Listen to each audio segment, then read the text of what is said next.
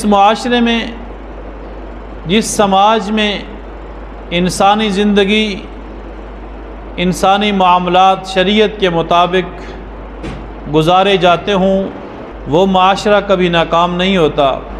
اور کسی بھی معاشرے کو مضبوط بنانے کے لیے، کسی بھی معاشرے کو آئیڈیل بنانے کے لیے ضروری ہے کہ اس معاشرے میں حیا کو پروان چڑھایا جائے۔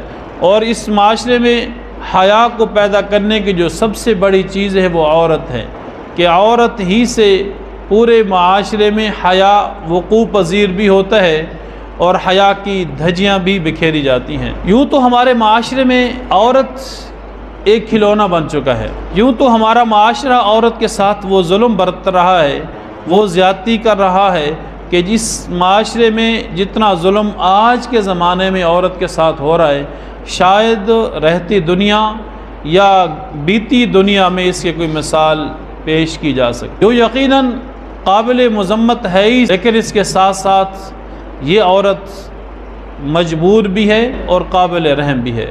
لیکن جس قدر اس کی اہمیت زیادہ ہے، اس قدر یہ عورت قابل رحم بھی ہے۔ یہ بیچاری راستے پہ چل تو پڑتی ہے، لیکن راستے کی منزل کا تعین نہیں کر پاتی۔ یہ اس راستے کی مسافر تو بن جاتی ہے، لیکن اس کو اپنی منزل کا ادراک نہیں ہوتا کہ میں نے جس منزل پہ قدم رکھنا ہے وہ منزل کیسی ہوگی۔